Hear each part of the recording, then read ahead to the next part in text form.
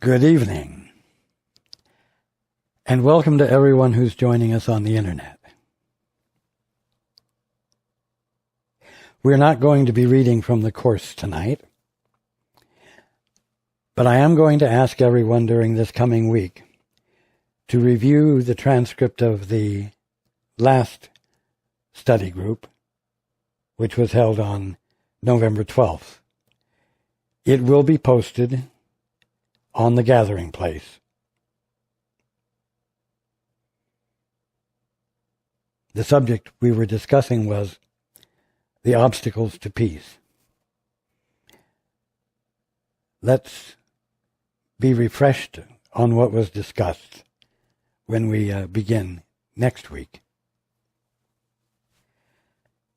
Let's take a few moments to be quiet together.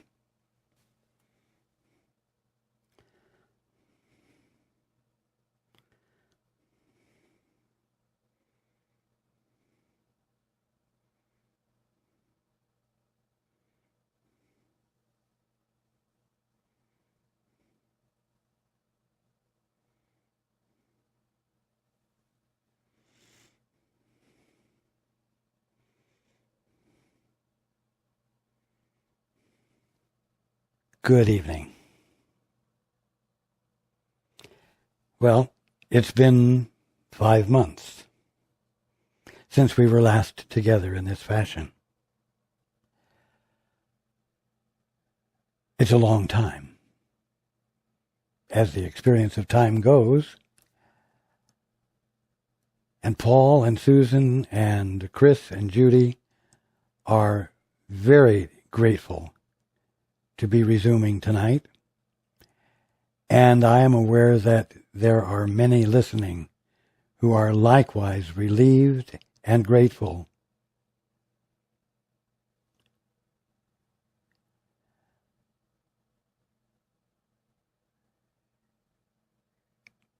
Many who listen find the sound of my voice as it comes out of Paul's mouth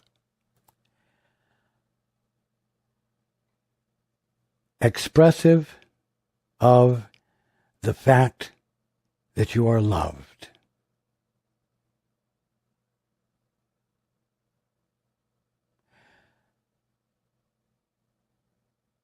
Each meeting conveys that meaning, and it is felt. But when 5 months go by, and there is no, quote, sound of the voice, unquote, it can become easy to forget that you are loved.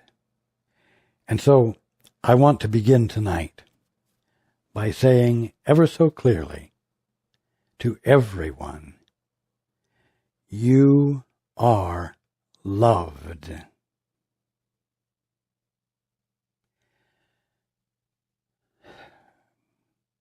Let it register with you. Let it just sink in. You are loved. You are loved by me. You are loved with the Father's love. It's the only love I can extend to you. And it's the only love any of you can extend to each other. The Father's love. But it's difficult to extend it to others when you haven't felt it yourself. I'm reminding you again of how loved you are. And I remind you that you are loved with the Father's love unequivocally, because the Father sees you as He created you. And He created you perfect, in spite of any imperfect behavior you may have engaged in, and by means of which you have concluded that you are unworthy in some way, imperfect beyond redemption, and certainly not deserving of the Father's love. But I am telling you, you are loved. Right now, you are loved. Embraced, supported, and lifted up as far as you will let yourself be aware of.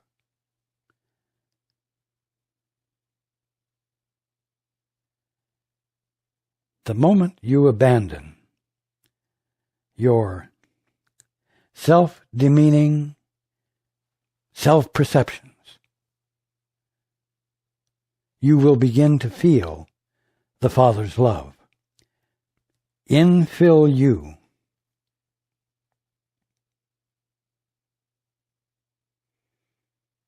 And as it has been said, it will wipe away your tears.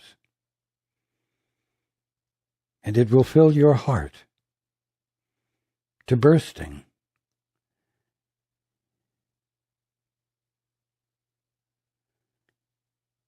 Right now, you are loved.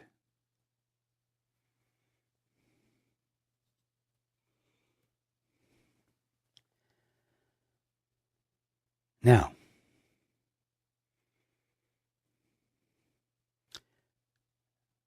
since we were last together in this fashion, turmoil has swirled around your globe and in your individual lives.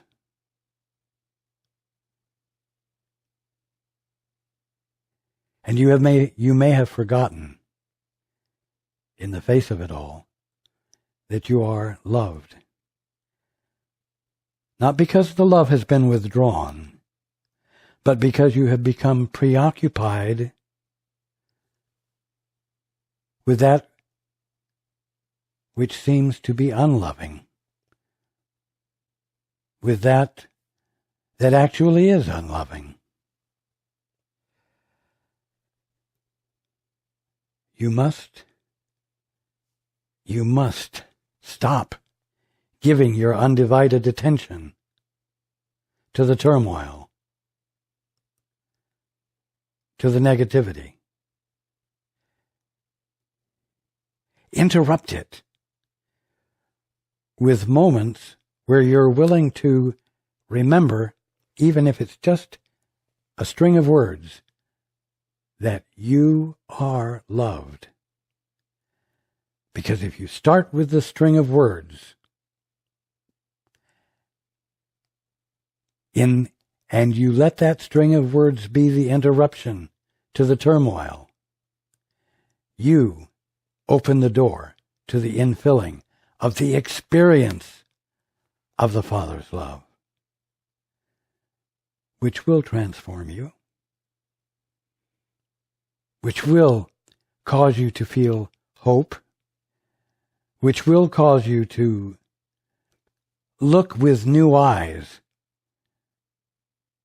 curious to see the evidence of the Father's love as transformation in your life. Now,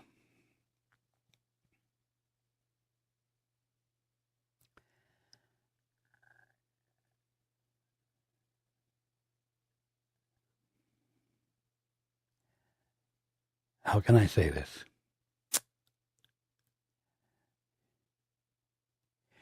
You deserve the benefit of your persistence in being willing to remember that you are loved.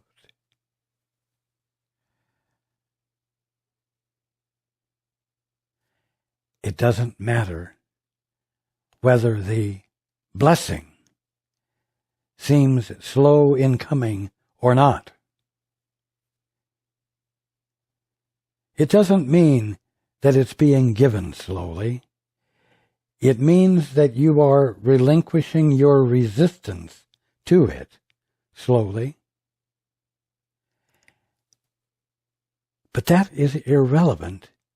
It's always irrelevant in the face of your persistence to interrupt the negative message with the declaration, I am loved, unequivocally, unconditionally, by my Father, because I am His son, I am His daughter, and I never became what I imagined myself to be.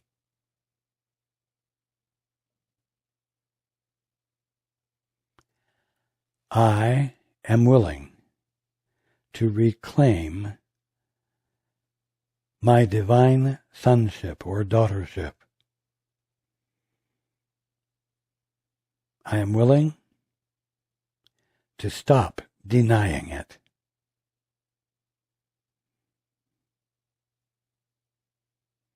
And the way I'm going to stop denying it is to conscientiously and consistently with commitment declare the truth about myself. I am loved.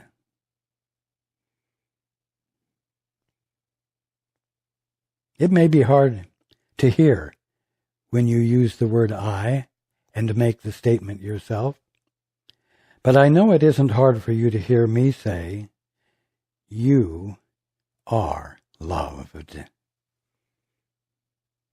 You are truly loved with the infinite, blessed love of the Father.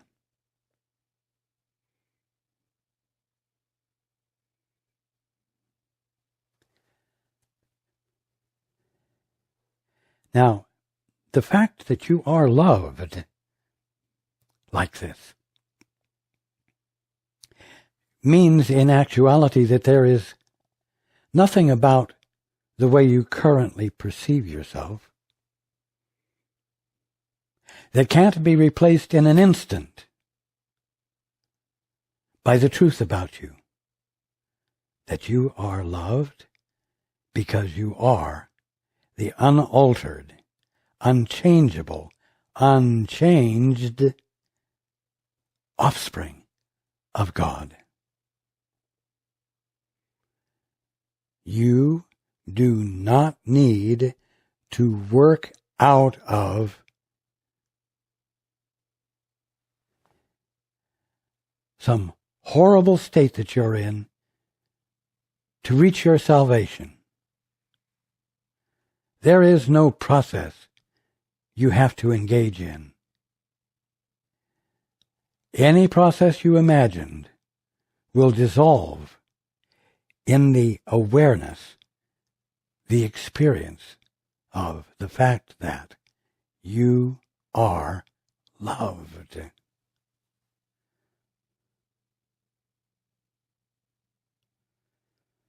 You are loved.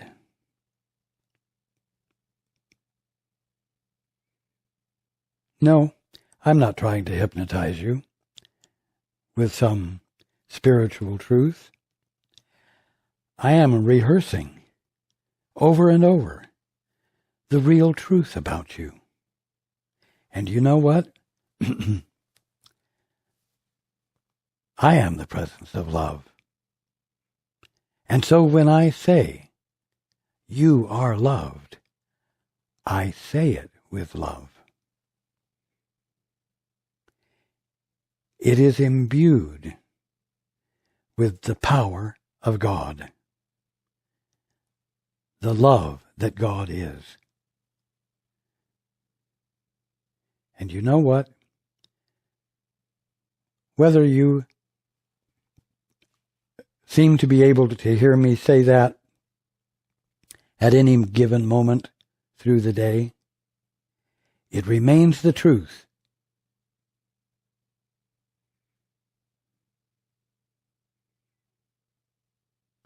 It remains the powerful, transforming truth.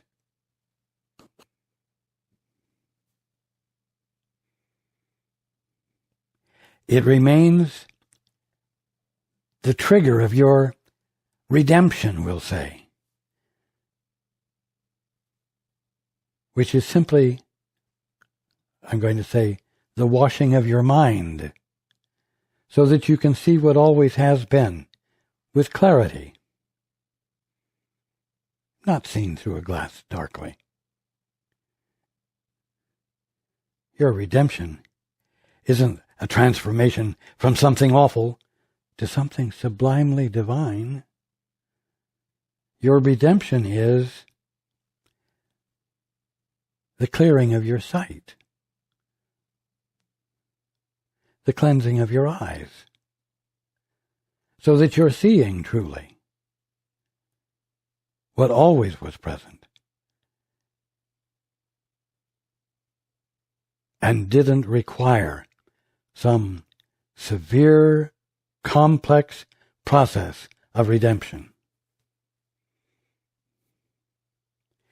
Every single one of you is free at this very instant to wake up, because there is nothing actual holding you back, keeping you asleep. And the reason is because you are loved.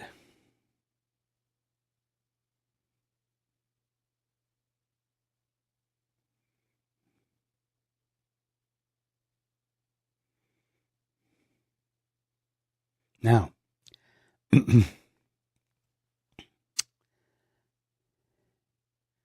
as you let this dawn on you, as you let this soak in, as you let it embrace you,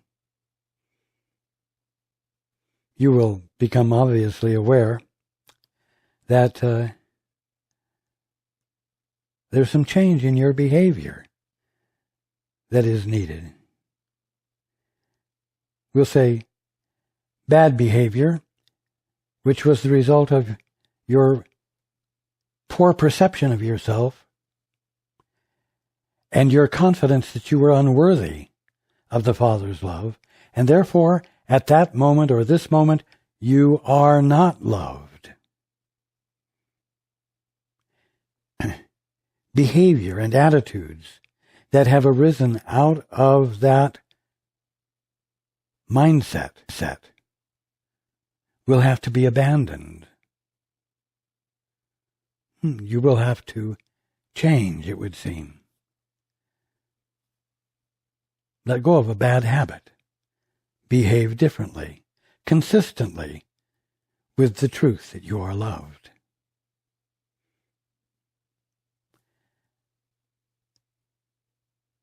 Be careful, because very often when you feel God's love,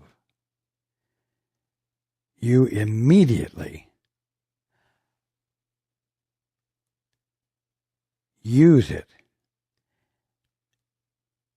as the opportunity to not receive it. You let the love that is extended to you, that you are embraced by, remind you, we'll say, that you're a sinner, that you really have been bad, that you really are not good, that you really are not lovable. And you will say, you will argue with the Father. You will argue with the Father. I don't deserve this love. Oh, you don't love me. I'm unlovable. And you argue. When that happens, shut up and feel. Don't feel what you believe, feel the infilling of the Father's love that has touched you and melted you, warmed you, softened you, and stay with that, because that will cause the spontaneous release of all the arguments to the contrary that you might try to use at this moment of redemption. Again, you are loved. No matter what you say, no matter what you think, to the contrary, you are loved.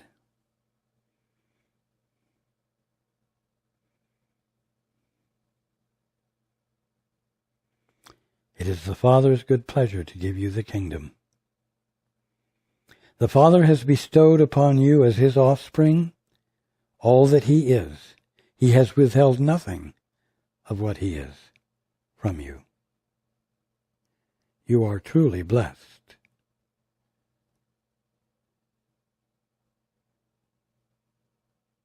That's the God's honest truth right now.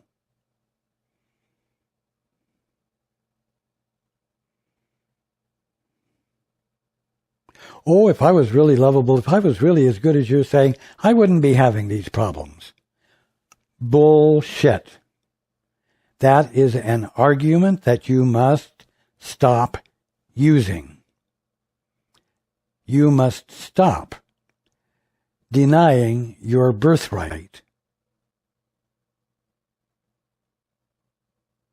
You simply have come to believe that you're unlovable by the use of certain thoughts and ideas which the Father never gave you.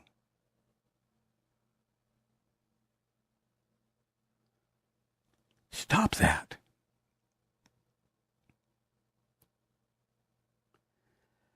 Whew.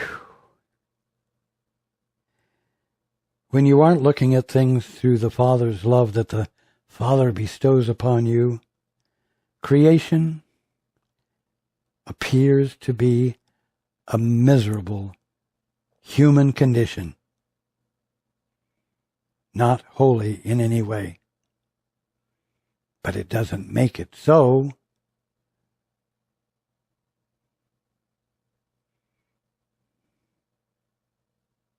A distorted perception of something doesn't change the something that a distortion has been applied to mentally.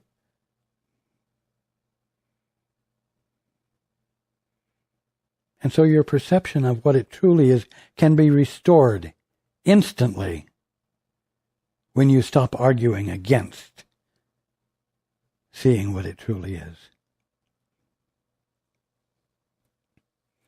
You know what the key is to the lock that releases you? It's not a matter of finding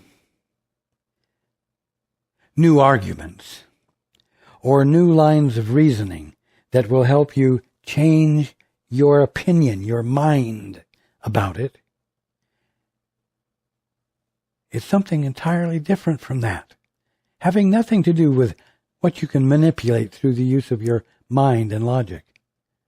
It's the fact that you are loved unequivocally and unconditionally right now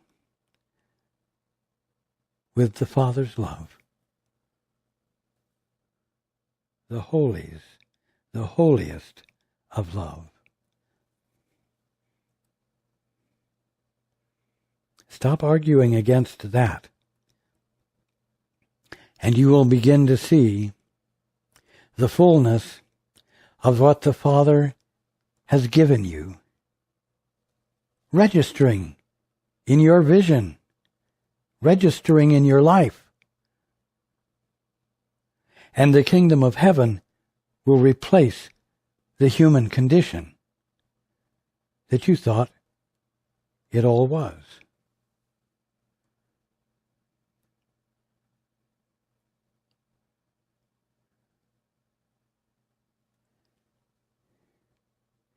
No, you don't have too hard a heart.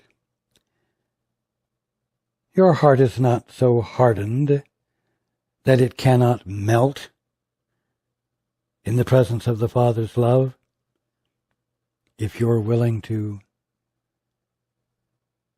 be curious to experience it. There is nothing the Father's love cannot touch and melt and cause to yield to the fulfillment of the love that embraces it. Now, you are loved, whether you believe it or not. You are loved, whether it seems possible or not.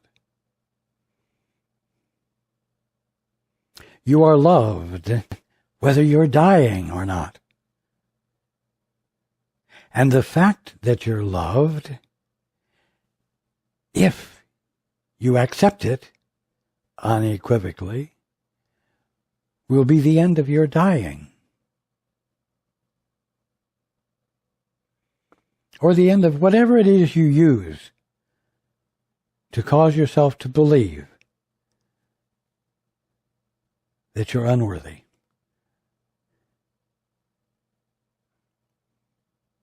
That you're too far gone.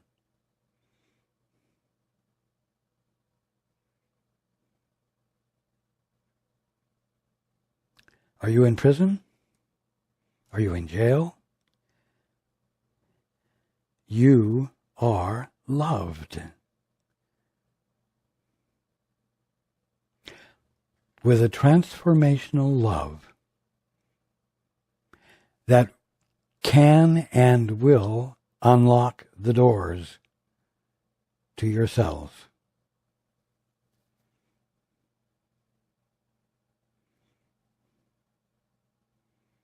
The Father's transformational love reaches all the way to the most unreachable parts of you.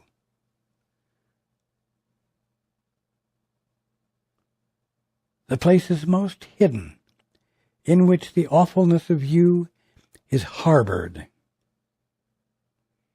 and used against you. That's the nature of the Father's love.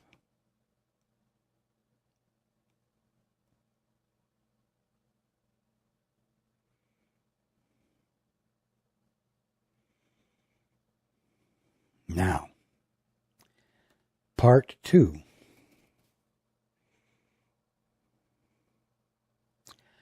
Your brother and your sister are the offspring of God as well. And they are loved with the same transformational, redemptive love that you are.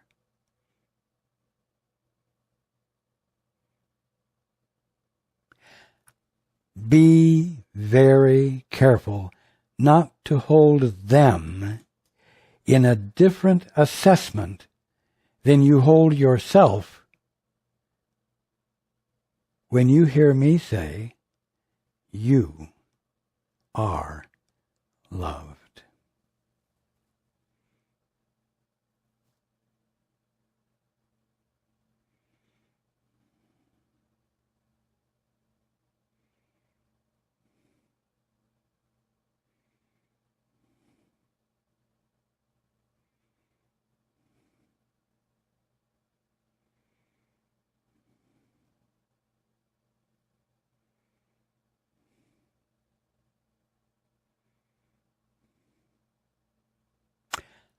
I love you very much. I always say that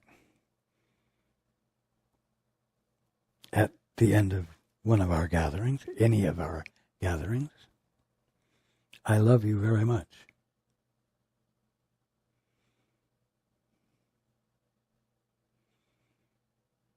Tonight has been very single-pointed, simple, profound. And I am glad to be where I can say it to you, and you can hear it.